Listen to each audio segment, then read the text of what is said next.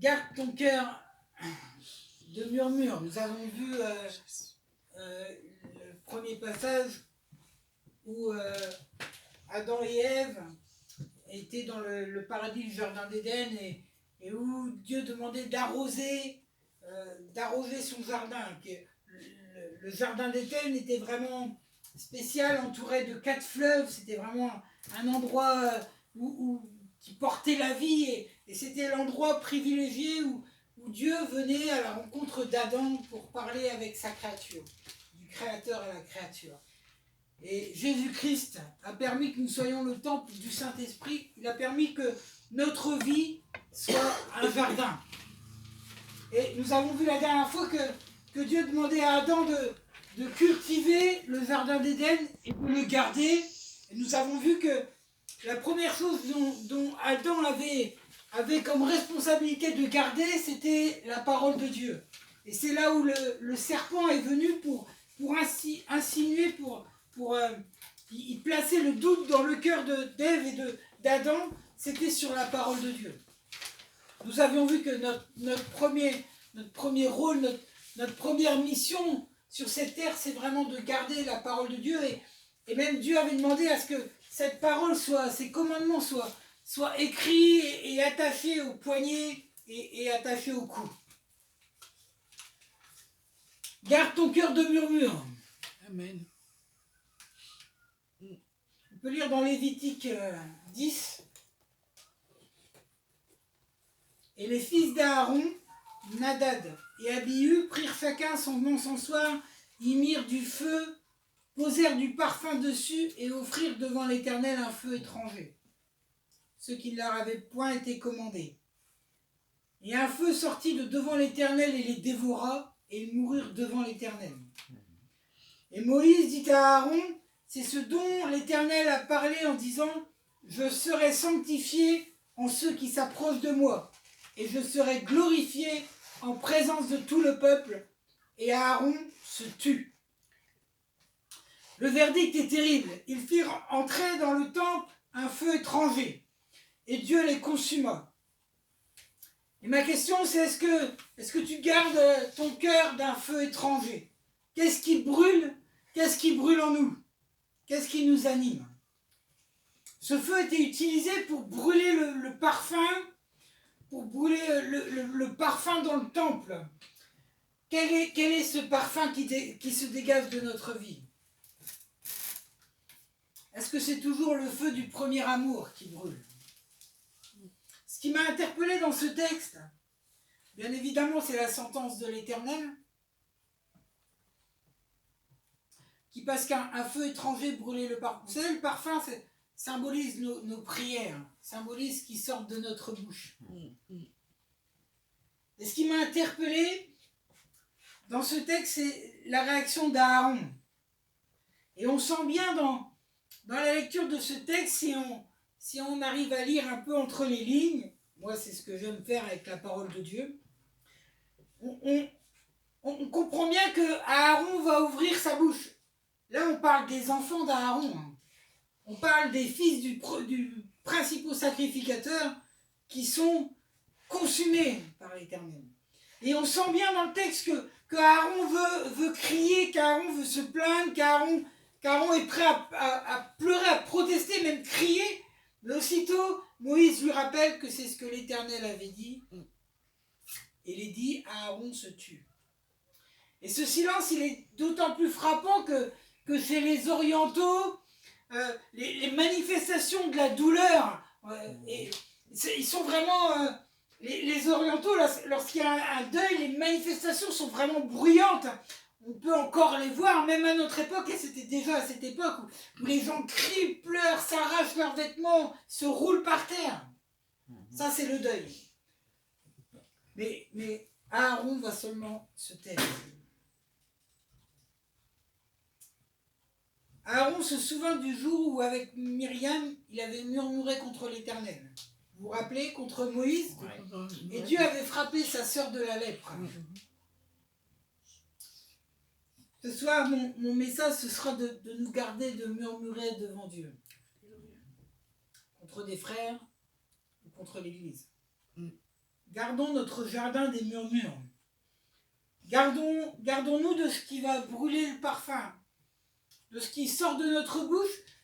Le feu servait à ce que le parfum ne reste pas en place, mais qu'il puisse se consumer et monter au ciel. C'est vraiment ce qui symbolise notre prière, vraiment ce qui symbolise ce qui va sortir de notre bouche pour atteindre le ciel. Et le livre des Nombres recèle plein d'exemples où le peuple de Dieu murmure. Alors on ne les citera pas tous parce que si vous lisez le livre des Nombres, vous verrez qu'on a l'impression que ce livre a été écrit que pour nous prévenir des murmures. Dans Nombre 13, il est dit au verset 1, l'Éternel parla à Moïse et dit, envoie des hommes pour explorer le pays que je donne aux enfants d'Israël. Tu enverras un homme de chacune des tribus de leur père. Tous seront des principaux d'entre eux. Moïse les envoya du désert de Paran. D'après l'ordre de l'Éternel, tous ces hommes étaient chefs des enfants d'Israël. Je répète, tous ces hommes étaient chefs des enfants d'Israël. Une des caractéristiques du murmure, c'est qu'il va nous détourner et qu'il va réussir.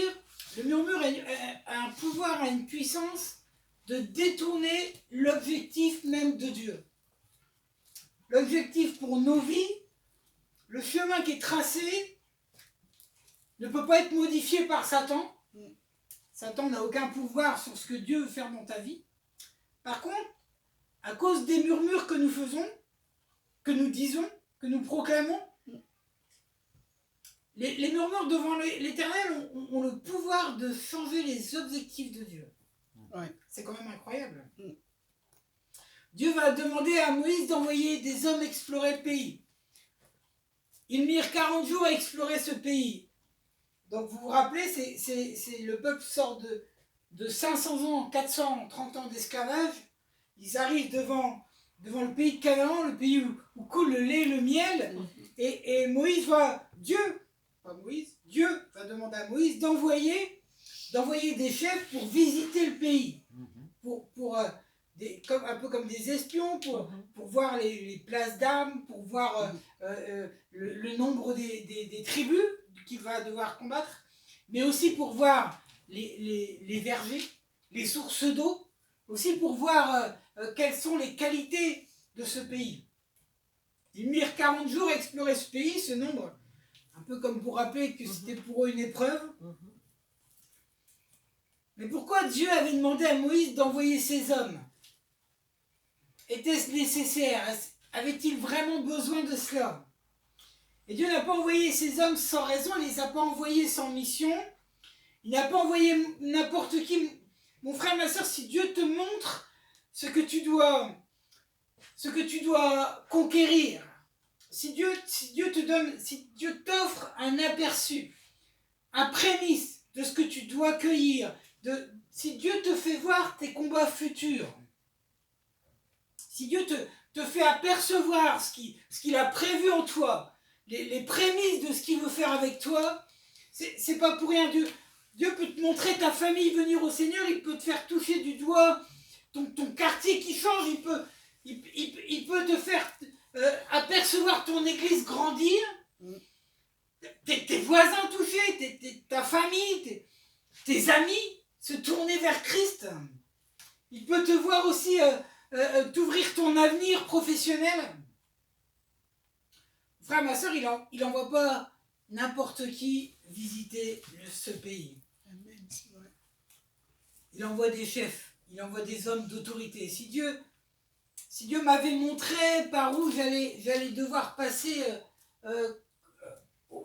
à mon mariage, au commencement à mon mariage, si Dieu m'avait exploré par les difficultés, les combats qu'il y a eu pendant ces années, je ne me serais pas marié.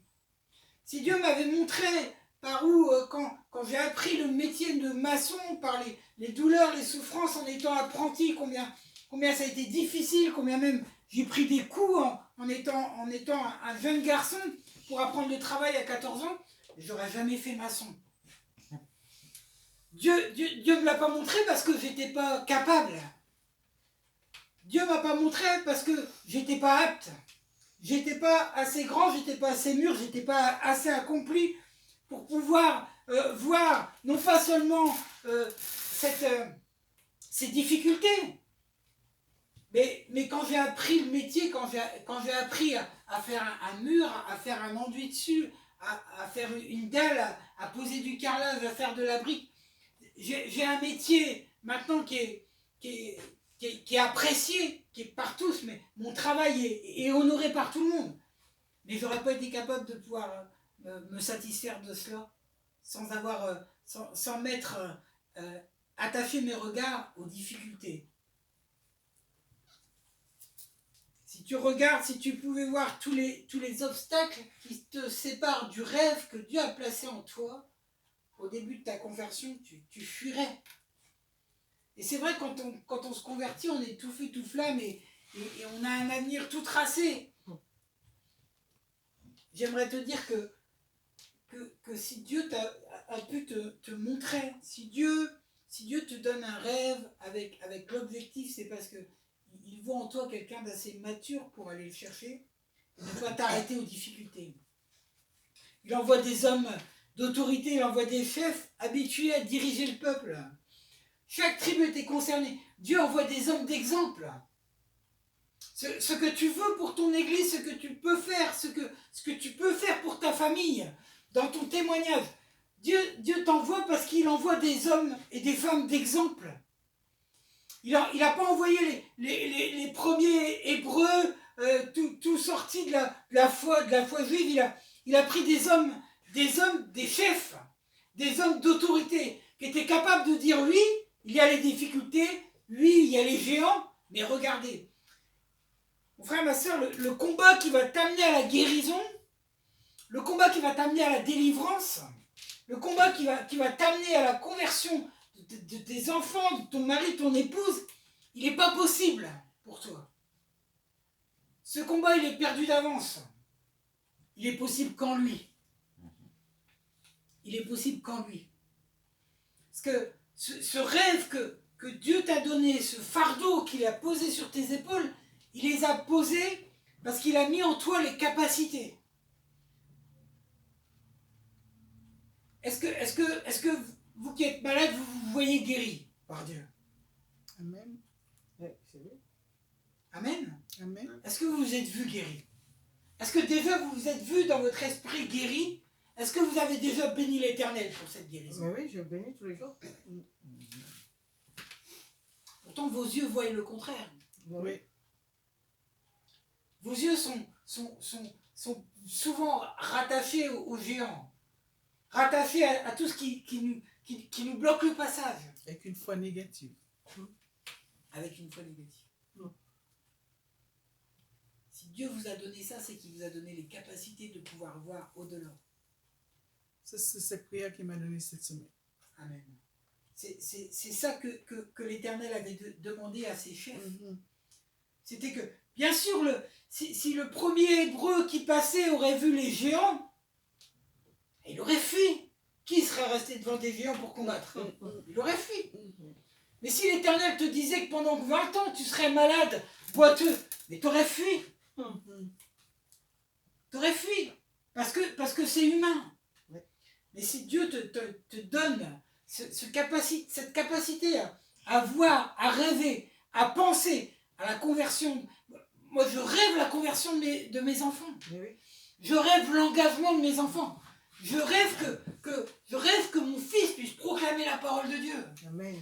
Et je rêve ça parce que Dieu m'a permis. Il m'a pas seulement... Bien sûr, je vois toutes les difficultés. Je vois ce que les jeunes vont lui infliger. Je vois toutes les moqueries. Je vois qu'il va être seul. Je vois qu'il va pleurer. Je vois qu'il va avoir des difficultés à rencontrer une compagne. Je vois tout ça. Mais Dieu m'a permis de voir que mes enfants vont proclamer la gloire de Dieu. Amen. Alors peut-être qu'eux ne sont pas encore assez mûrs pour le voir. Mais quand ils seront prêts, quand Dieu aura placé en eux les capacités, alors ils pourront eux aussi se voir. Amen. Amen. Et cette vision, vous voir guéris, vous voir transformés, voir vos enfants sauvés, voir votre délivrance. Mais il y a des gens qui se roulent dans le péché et qui n'arrivent plus à avoir de délivrance. On peut leur prêcher que Dieu délivre, ils ne la voient pas. Parce que leur esprit, leurs pensées sont monopolisées par le naturel, par ce qu'ils sont. Ils mirent 40 jours à explorer ce pays. Ce n'est possible que par lui. Leur mission était d'encourager le peuple. 430 ans d'esclavage, 430 ans d'attente. Moi je me dis à leur place, ils auraient dû être remplis d'enthousiasme. Ils auraient dû, par leur autorité, être vecteurs de foi. Est-ce que même malade, tu es vecteur de guérison? Est-ce que même malade, tu es une source de guérison pour les autres? Est-ce que même si ton mariage a raté, est-ce que tu vas être une source pour que les maris et les femmes se gardent entre eux? Est-ce que tu vas être vecteur de ce que Dieu t'a donné? Amen. Ils étaient des hommes d'autorité. Dieu les avait envoyés pour qu'ils puissent encourager le peuple, pour qu'ils puissent leur montrer. Vous savez, c'est pas par hasard qu'ils sont revenus avec vous pouvez le lire, ça serait trop long, mais ils reviennent avec des grappes de raisin. Ils sont obligés d'être à deux pour les porter. Ils ont exploré, ils ont vu les ennemis, ils sont revenus avec des grappes de raisin plein leurs mains. Qu'est-ce que tu as pour les autres? Qu'est-ce que tu as à leur montrer pour les autres? Qu'est-ce que moi j'ai à montrer aux autres? Qu'est-ce que j'ai à leur dire? L'amour du Seigneur, parce que les bienfaits du Seigneur, leur faire connaître l'amour du Seigneur. Les fruits de Dieu, les fruits promis. Oui. Les fruits promis. Ils sont revenus avec des fruits magnifiques, des gros fruits.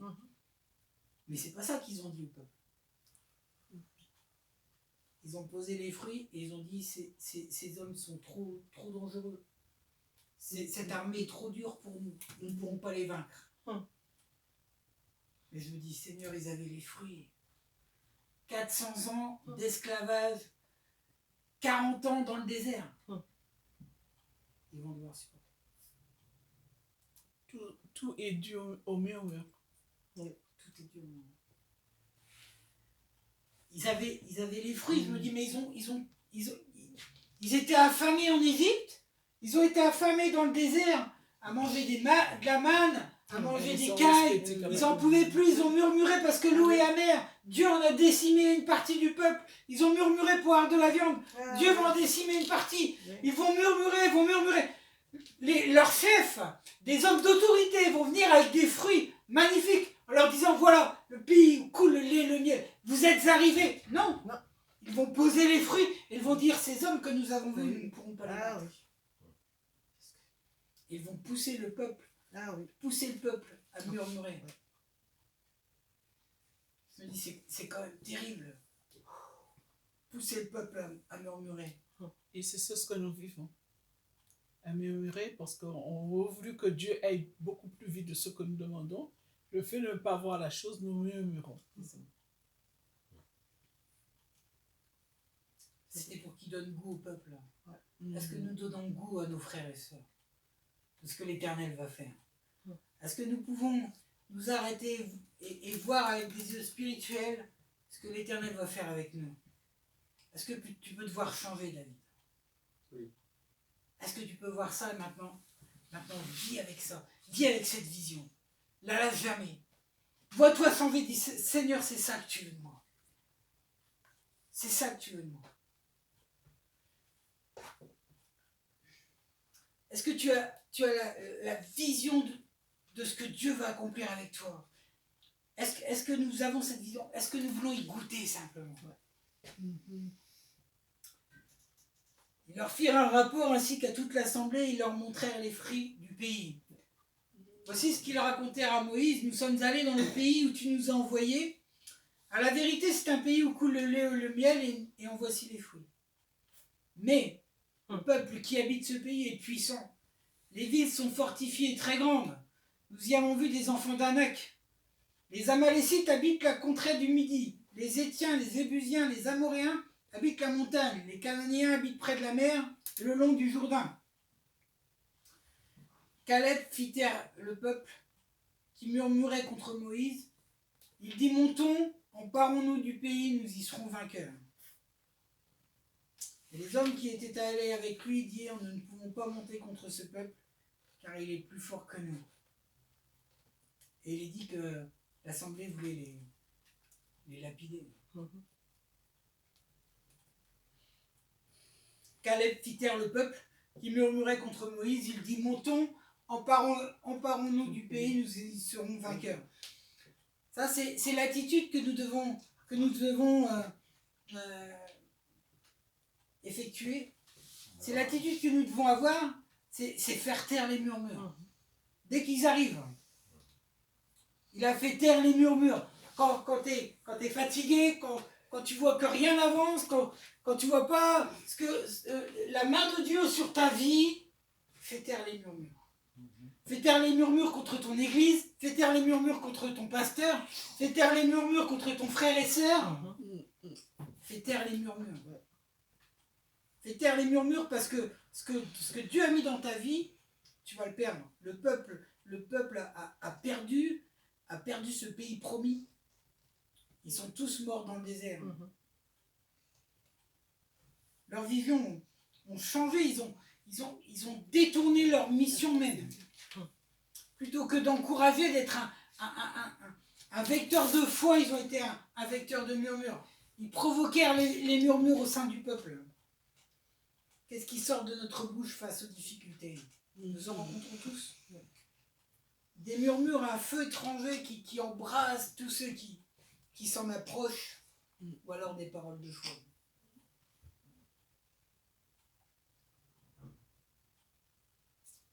Vous savez, le mot murmure, on a l'impression que c'est dit tout doucement. Hein? Un murmure, c'est quelque chose qu'on ne parle pas fort. On chuchote comme ça. Ça, c'est un murmure. Sauf que, il est dit, jusqu'à quand laisserait cette méchante assemblée murmurer contre moi? Les murmures que les fils d'Israël profèrent contre moi, je les ai entendus. J'ai une mauvaise nouvelle ce soir. L'Éternel entend les murmures. Amen. Les plus secrets. Les plus secrets. Les plus doux. Prononcez si doucement que possible, l'Éternel entend les murmures. Tout le livre des Nombres est rempli de ça. Vous connaissez l'histoire de Corée qui va murmurer et Dieu va carrément faire ouvrir la terre et Corée va descendre avec sa famille entière, vivant. Il va consumer 250 hommes qui avaient accompagné Corée. Il va les consumer sur place. Et puis après, il va tuer 14 000 Hébreux. Il va mettre une plaie sur Israël parce qu'ils vont murmurer. Et si Aaron ne s'était pas interposé, si le sacrificateur ne s'était pas interposé entre la plaie et le peuple, la plaie aurait décimé tout Israël. Garde ton cœur de murmurer. Faisons attention à nos paroles. Philippiens 4, verset 5 nous dit, ne vous inquiétez de rien, mais en toute chose, Philippiens 4, verset 5, ne vous inquiétez de rien, mais en toute chose, faites connaître vos demandes à Dieu par la prière et la supplication avec des actions de grâce. Et la paix de Dieu, laquelle surpasse toute intelligence, gardera vos cœurs et vos pensées en Jésus-Christ. Ce verset est intéressant puisqu'il nous parle de la prière et de la supplication avec des actions de grâce. C'est vraiment... faites connaître toutes vos demandes, mais c'est carrément faites connaître vos cris, faites connaître vos difficultés les plus profondes. C'est vraiment de la supplication. Et il est dit, et la paix de Dieu, laquelle surpasse toute intelligence, gardera vos cœurs et vos pensées en Jésus-Christ. Alléluia. Voilà ce qui va faire la différence entre les murmures et la prière de foi, la prière de confiance. La paix de Dieu gardera nos cœurs et nos pensées. Amen. Amen. On va finir ce message de garder son cœur. Je pourrais prêcher là-dessus pendant des mois. Parce qu'on a tellement de choses qu'on doit garder. Garde ton cœur plus que toute autre chose. Et pour finir, avec ça, je vous demande de prendre 1 Roi 21 au verset 1. Quoi? 1 Roi 21 au verset 1. Après ces choses, voici ce qui arriva. Naboth de Jizréel avait une vigne à Jizréel, juste à côté du palais d'Akab, roi de Samarie. Et Akab parla ainsi à Naboth, cède-moi ta vigne pour que j'en fasse un jardin potager, car elle est tout près de ma maison. Je te donnerai à la place une vigne meilleure, ou si cela te convient, je te paierai la valeur en argent. Mais Naboth répondit à Akab, que l'Éternel me garde de te donner l'héritage. Amen. L'héritage de mes pères. Que l'Éternel me garde de te donner l'héritage de mes pères. Amen. Satan veut faire de ton jardin, de ton cœur, de ce jardin verdoyant où coulent ces 4 fleuves, il va en faire un jardin potager. Il veut prendre l'héritage que le Seigneur nous a donné, ce quoi même il nous a demandé de le garder, de l'étendre même en le cultivant. Alors de quoi Adam devait garder le jardin finalement? Il devait le garder dans l'état que Dieu lui donne. Il devait le garder comme un jardin verdoyant. Notre travail, c'est de garder notre cœur. Jésus dira, souviens-toi de ton premier amour. Amen. Amen. Que nous puissions garder notre jardin, que l'ennemi n'en fasse pas un potager qui ne piétine pas notre jardin, qui ne veuille pas non plus nous le racheter. Vous voyez, Akab est rusé, il propose de l'argent ou même une vie meilleure. Satan veut toujours nous donner quelque chose qui pense être meilleur que ce que l'Éternel veut nous donner. Amen. Amen. On va prier, Seigneur. Je te prie de garder notre bouche des murmures. Seigneur, le livre des Nombres est vraiment une succession de murmures et de condamnations, de jugements. Seigneur, tu ne supportes pas le murmure. Seigneur, ces hommes même qui ont tourné 40 ans dans le désert, ces hommes même qui sont morts dans le désert, t'avais dit, t'avais crié, pourquoi ne sommes-nous pas morts dans ce désert plutôt que d'aller mourir dans ce pays promis? Seigneur, tu as accompli leur demande, tu as accompli ce que leur cœur réclamait. Ils sont morts dans ce désert parce qu'ils ont refusé d'entrer dans ce pays promis. Seigneur, nous ne voulons pas murmurer. Nous voulons te bénir, Seigneur, pour ce que tu nous as donné à chacun. Nous voulons te bénir pour ce cœur, Seigneur. Ce cœur que tu as mis en nous, que tu as placé en nous, ce cœur, Seigneur, avec tes attributs. Ce cœur, Seigneur, avec la paix. Ce cœur avec la joie. Ce cœur avec cet amour, Seigneur mon Dieu. Seigneur, malgré les difficultés, malgré, Seigneur, la maladie, malgré, Seigneur, le deuil parfois, Seigneur, nous ne voulons pas murmurer. Seigneur, comme Aaron avait compris la leçon, Seigneur, et quand ses fils ont été foudroyés parce qu'il n'a pas pu veiller sur eux, il ne les a pas mis en garde de ce feu étranger, il a compris, Seigneur, que c'était une faute, Seigneur, devant toi, de murmurer. Seigneur, je te prie, Seigneur, pour mes bien-aimés qui sont là, je te prie, Seigneur, pour que eux aussi, Seigneur, puissent comprendre ce que j'ai compris à travers ce message.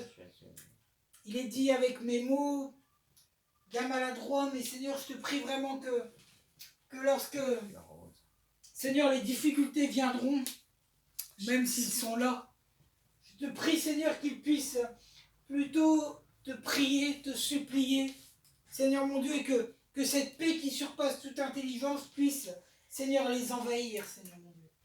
Je te prie, Seigneur, de nous donner cette grâce de pouvoir être en paix, Seigneur, dans la souffrance. Seigneur, je veux garder mes plaintes, Seigneur, pour moi, et je veux te glorifier, Seigneur. Amen. Merci, Jésus. Seigneur, sois béni, Père. Au nom précieux de Jésus-Christ, j'ai prié. Gloire à ton nom, Seigneur. Amen.